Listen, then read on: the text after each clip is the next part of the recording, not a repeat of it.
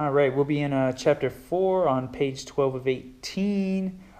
Fuel systems, right after the clutches, right after centrifugal clutch. Fuel system. The fuel system in a helicopter is made up of two groups of components: the fuel supply system and the engine fuel control system. Fuel supply system. The supply system consists of a fuel tank or tanks, fuel quantity gauges, shutoff valve, fuel filter, fuel line to the engine, and possibly a primer and fuel pumps. Figure 4-20, the fuel tanks are usually mounted to the airframe as close as possible to the center of gravity. This way, the fuel is burned off. There is a negligible effect on the center of gravity. A drain valve located on the bottom of the fuel tank allows the pilot to drain water and sediment that may have collected in the tank. A fuel vent prevents the formation of a vacuum in the tank. An overflow drain allows fuel to expand without rupturing the tank.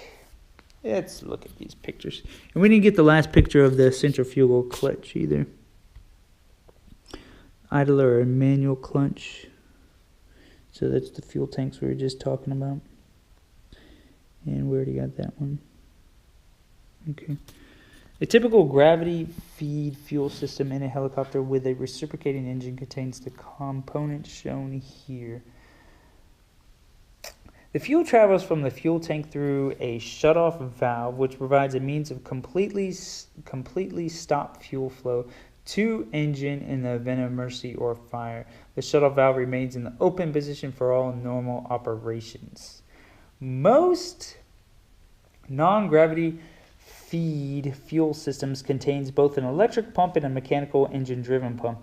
The electrical pump is used to maintain positive fuel pressure to the engine pump and may also serve as a backup in the event of mechanical pump failure. The electrical pump is controlled by the switch in the cockpit. The engine-driven pump is primarily pump that supplies the fuel to the engine and operates at any time the engine is running. A fuel filter removes moisture and other sediment from the fuel before it reaches the engine. These contaminants are usually heavier than fuel and settle to the bottom of the fuel filter sump, where they can be drained out by the pilot. Some fuel systems contain a small hand-operated pump called a primer. A primer allows the fuel to be pumped directly into the intake port of the cylinders prior to the engine start. The primer is useful in cold weather when the fuel in the carburetor is difficult to vaporize.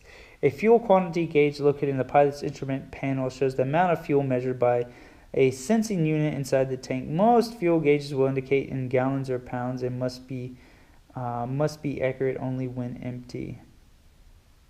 It is worth noting that in accordance with Title 14, the Code of Federal Regulations, 14 CFR, Section 27.1337B1, fuel quantity indicators must be calibrated to read 0 during level flight when the quantity of fuel remaining in the tank is equal to the unusable fuel supply. Therefore, it is of the utmost importance that the pilot or operator determines an accurate means of verifying partial or full fuel loads. It is always a good habit, if possible, to visually verify the fuel on board prior to the flight and determine if adequate fuel is present for the duration of the flight.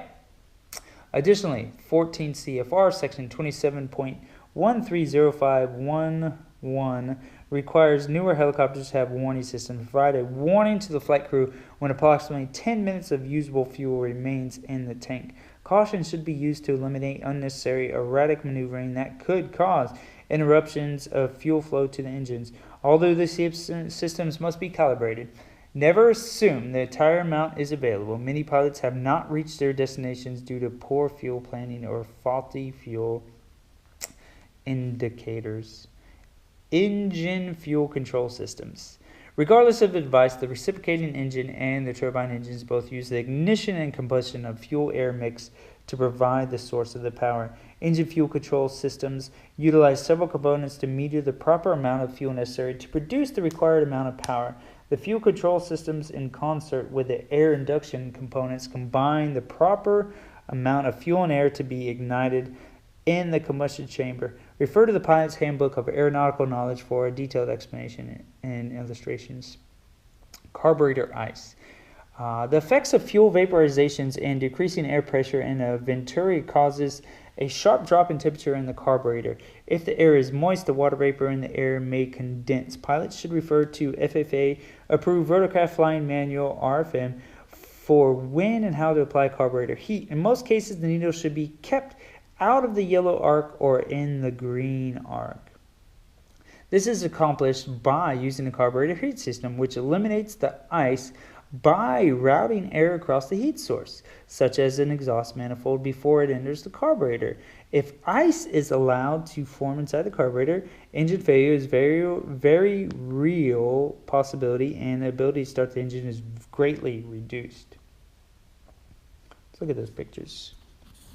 Saying the yellow and the green arc. Yes. So carburetor heat off, carburetor heat collected, carburetor heat on. Heat's coming up because it's the carburetor. And that one's to the carburetor, so it's heated up from there. So we'll take it in and go to the carburetor. Okay. When the carburetor heat is turned on, normal airflow is blocked, and heated air from the alternate source flows through the filter to the carburetor. Yes, normal airflow is blocked and the heat is on. We'll get it from the from the exhaust manifold. All right, fuel injection. In a fuel injection system, fuel and air are metered at the fuel control unit but are not mixed. The fuel is injected directly into the intake port of the cylinder, where it is mixed with air just before entering the cylinder. This system ensures a more even fuel distribution between cylinders and better vaporization, which in turn promotes more efficient use of fuel. Also, the fuel injection system eliminates the problem of carburetor icing and the needs for carburetor heat systems. All right, so that's good. We're on page 13, page 14 of 18. That was just ending in fuel injection. So that was engine fuel control system, carburetor ice. Yeah, those fuel systems. All right, going to go into electrical systems on page 14 of 8. See ya.